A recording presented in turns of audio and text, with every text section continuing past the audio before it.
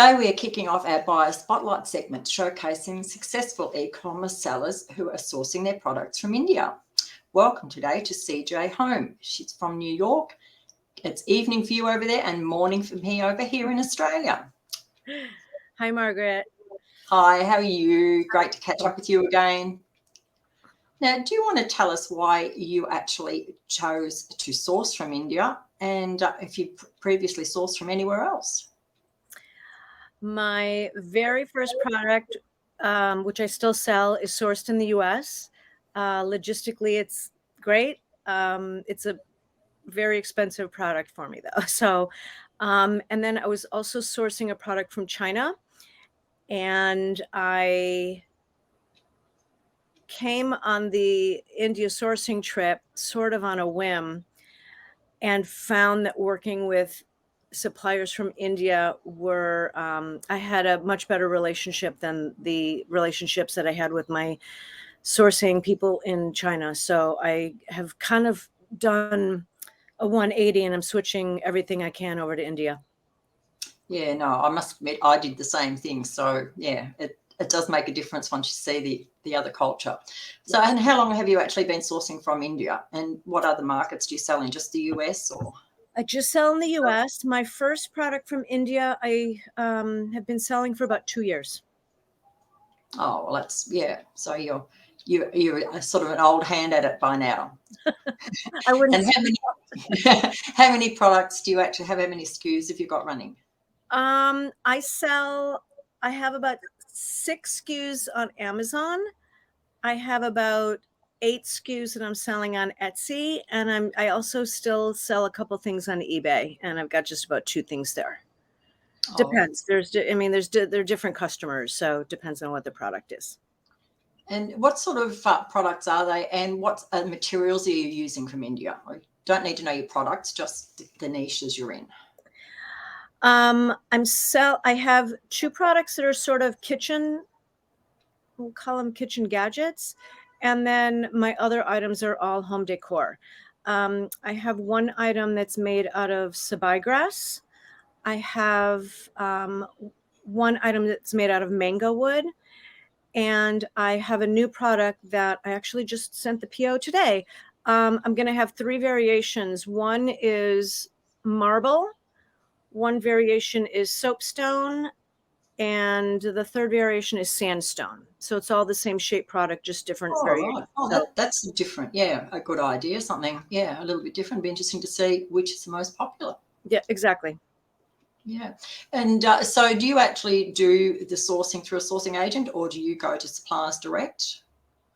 I have used a sourcing agent, which are great in certain circumstances. I try to go directly to the supplier, though. Yeah. The direct communication with the supplier is the way to go. But in certain circumstances, if you haven't been to India and you haven't met all these suppliers, using a sourcing agent's a great idea, because they have a huge Rolodex of whatever you need, they can find it for you. And I think if you've middleman. been to India and met the suppliers, on a trip, it does make it easier because you've met them face to face. But if you're starting out, it is probably a lot easier to use the sourcing agent. Yeah. Now, with your packaging, do you actually outsource that, or do you just use the factory who's doing your products to do your packaging? Well, since my products are mostly home decor, they're not really giftable items. So it's sort of like something that you would receive from Amazon, and you'd open the box and you throw the box away. So just a plain cardboard box is really, as long as it's really well packaged, is how I do it. I don't really do fancy packaging. Right. Okay. Yeah. No. And so what are the challenges you've actually faced with moving to India? What are the biggest? Freight was very difficult, to say the least. During COVID, it was really rough on us little sellers. But I have noticed that it is going down. But if I can put a plug for one of the companies that you guys are friends with, Sea Air, I had an item toward the end of COVID. I'd gotten a quote from them to have it shipped over. Then there was a delay on manufacturing of the item.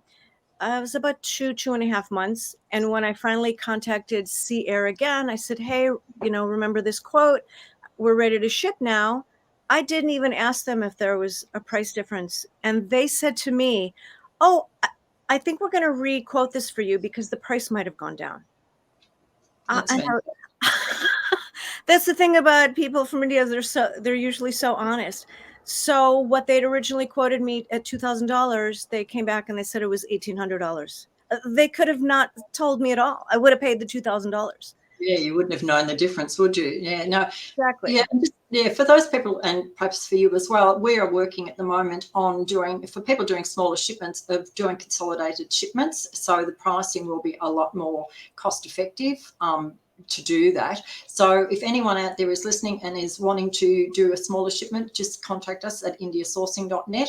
And we can advise you when we'll have another shipment heading off, because that way, I think if you're doing a larger shipment, you definitely need to use Sea Air and ship as an individual. But if you've only got 1 or 2 cubic meters, we are hoping to be able to save money for those people by actually doing consolidations, and they'd all go into a 3PL altogether and then be dispatched from there. So that's just something that we've got in in the pipeline. So anyone interested in that, please contact us. Now, Great idea. if how have you found, like, with you getting your sampling, how have you found getting samples? Do you find that difficult to organise if you're not sort of speaking to the supplier? You just get them to send it over and you check it. At what point do you get them to show you first, or do you just order the sample? How do you go about it? Most of my items I've sort of I've changed, or I've sort of designed them on my own. So it's important for me to get samples. I know some people don't care about getting samples. I want to get samples. I want to feel something. I want to see it in person. And I've found that with Indian suppliers, they don't even charge me for the samples. They just want to be reimbursed for shipping them to me. So Yeah. I'll just wire them, whatever the shipping cost is, and they'll send me the samples. Yeah. Now, for those people who are thinking of diversifying to India, what is like one piece of advice you would give to them? Expect good communication from suppliers. Expect products that are of high quality, that are made with pride.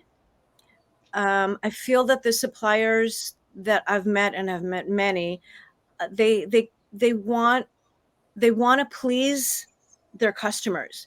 They want to provide good quality products that are made by true craftsmen, and they want them to be made to my specifications, and they care. And if I need some adjustments, or I don't like this and I want to change that, I get no attitude. They want to have a relationship with me.